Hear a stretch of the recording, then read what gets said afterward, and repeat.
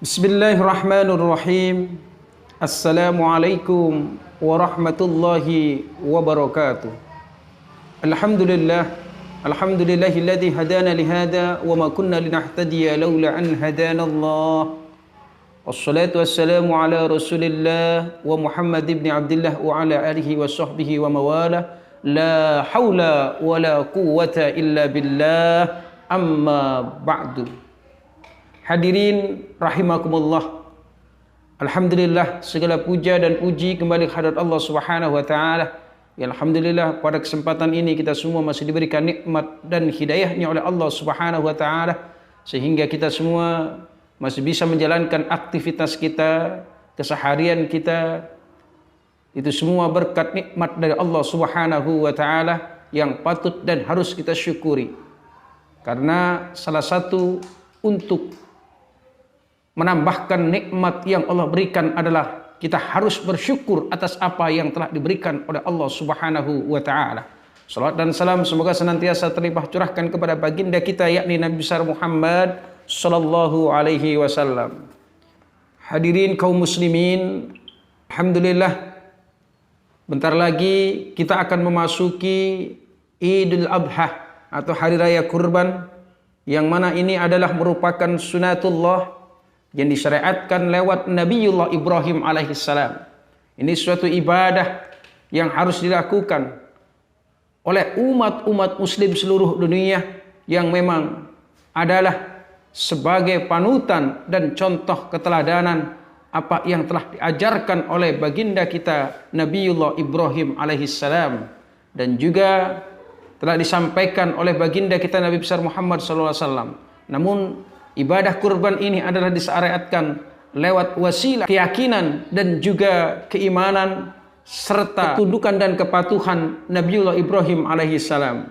Hadirin rahimakumullah, singkat saja sejarah diwajibkannya atau dianjurkannya berkurban pada hari raya Idul Adha adalah seketika Nabiullah Ibrahim alaihissalam adalah seorang nabi yang sangat soleh dan patut serta tunduk kepada Allah Subhanahu wa taala. Dengan ketakwaan dan ketundukannya, Nabiullah Ibrahim alaihissalam diuji dengan berbagai macam ujian oleh Allah Subhanahu wa taala, tetap sabar, tetap menjalankan apa yang diperintahkan oleh Allah Subhanahu wa taala. Salah satu ujian Nabi Ibrahim alaihissalam ketika beberapa tahun merindukan untuk memiliki seorang anak.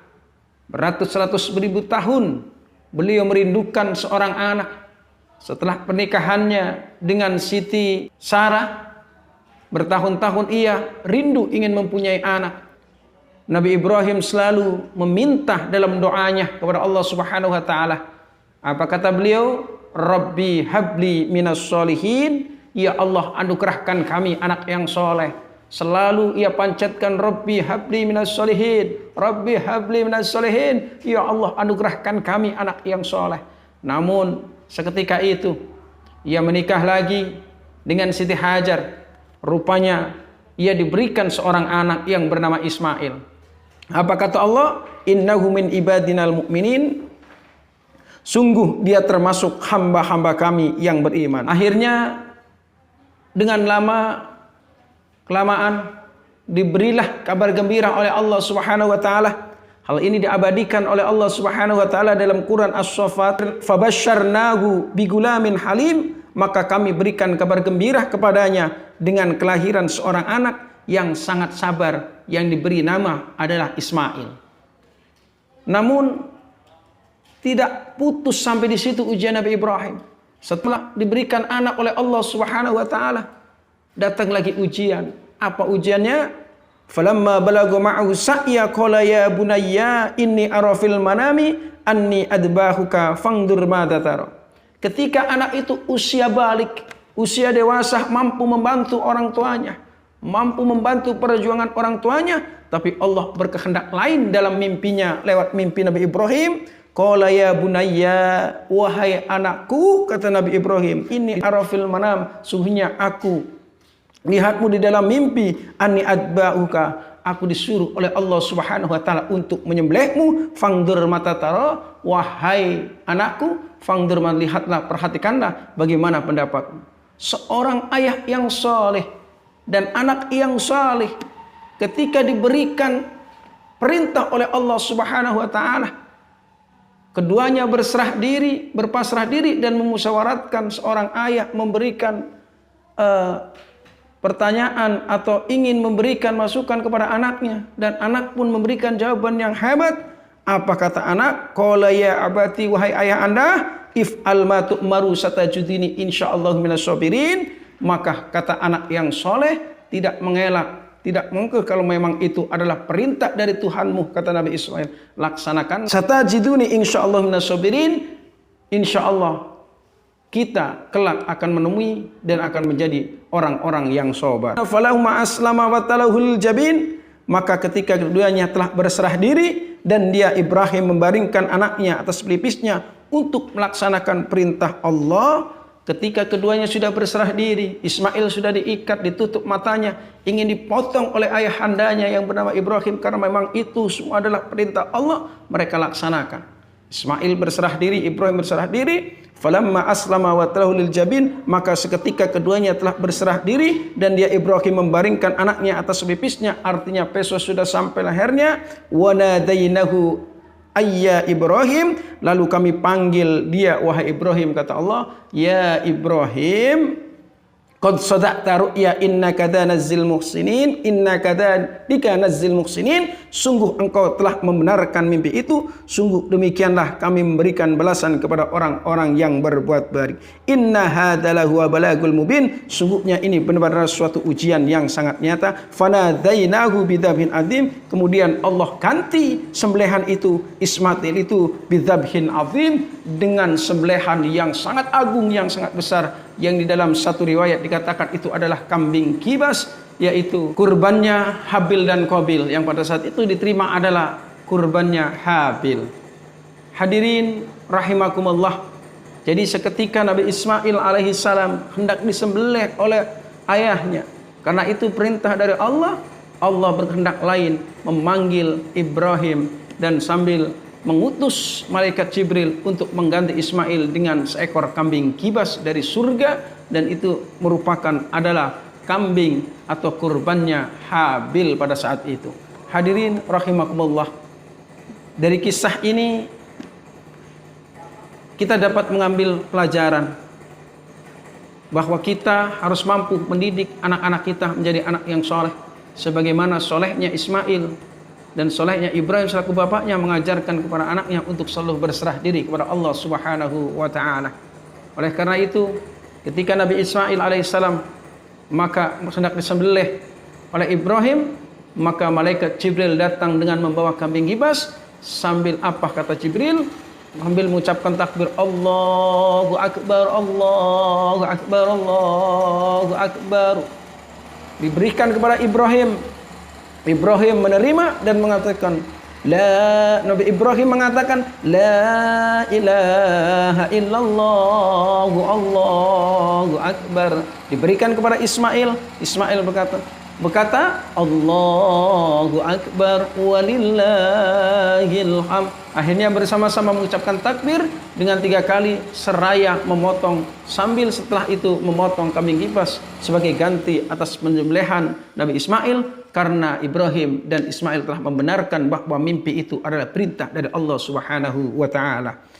Innahu min ibadinal mu'minin, maka kata Allah, sungguh dia termasuk hamba-hamba kami yang beriman. Wa basyarnahu bi ishaqin nabiyyan minas shalihin, dan kami beri dia kabar gembira dengan kelahiran Ishak, seorang nabi yang termasuk orang-orang yang soleh. Jadi Nabi Ibrahim mempunyai 2 istri dan juga mempunyai 2 anak, yang akhirnya ia mempunyai putra bernama Ismail dan Ishak, yang kata Allah dua-duanya adalah termasuk orang-orang yang soleh, yang hal ini diabadikan dalam Al-Quran surat As-Saffat. Hadirin rahimakumullah, mudah-mudahan lewat cerita ini kita terketuk hati kita untuk selalu beribadah kepada Allah Subhanahu wa taala. Maka saya menganjurkan kepada seluruh umat manusia sedang mendengar tausiah ini yang mampu, maka hendaklah melakukan kurban atau hari kurban, menyembelih satu hewan kurban kambing untuk 1 orang, sapi atau kerbau untuk 7 orang. Oleh karena itu Rasulullah SAW mengatakan, "Man kana lahu sa'atun wa la yudhabbih fala yaqrabanna musallana." Maka kata Nabi, barang siapa yang memiliki kelapangan rizki sedangkan ia tidak berkurban, maka sungguh janganlah ia mendekati musolah kami. Itu ancam Rasulullah pada saat itu. Maka kepada umatnya, barang siapa yang memiliki kelapangan harta pada saat itu, maka hendaklah berkurban. Namun kalau tidak berkurban, fala yaqrabanna musallana, jangan sampai dekat-dekat dengan masjid kami. Maka mudah-mudahan di hari Idul Adha banyak lagi hamba-hamba Allah yang melakukan ibadah kurban, yang merupakan itu adalah syariat baginda kita Nabi besar Muhammad SAW. Begitu besar pahalanya, begitu besar faidahnya, begitu besar keutamaannya. Maka salah satunya hikmah dari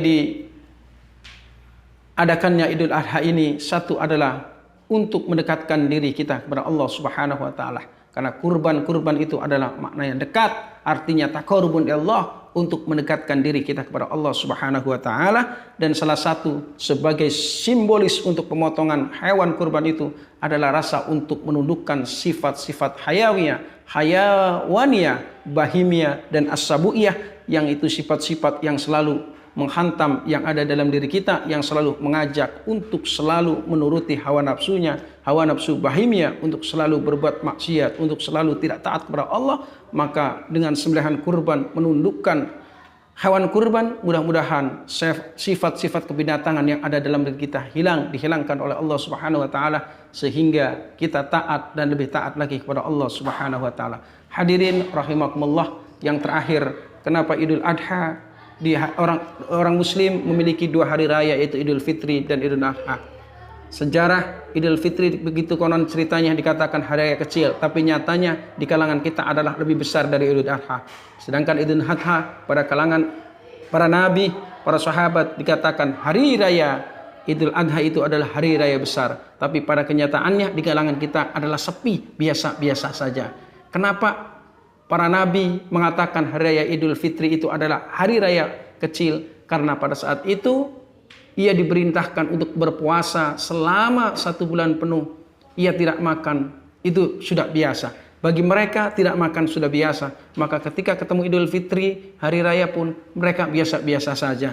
Karena mereka sudah biasa tidak makan. Sedangkan di kalangan kita, ketika dipuasa sebulan penuh di hari raya Idul Fitri, seolah-olah kita keluar dari penjara yang tidak pernah makan. Akhirnya kita jembar lapang sehingga menemukan makanan apa aja diembat dimakan. Karena dikatakan itu adalah hari raya kecil. Namun hari raya Idul Adha, kenapa dikatakan itu hari raya besar? Karena hari raya Idul Adha bagi mereka, para nabi, sahabat zaman dahulu, langkah sekali untuk menemukan daging. Kalau kita tiap hari makan daging, maka ketika ketemu hari raya Idul Adha kita biasa-biasa saja, karena siang malam kita selalu makan daging. Tapi dulu zaman sahabat, zaman para nabi, itu langkah sekali, hanya konglomerat dan para pejabat yang bisa mampu memakan daging. Sehingga mereka datang hari raya Idul Adha, mereka senang bergembira karena akan menemukan daging, yang bisa memakan daging selama 1 tahun sekali.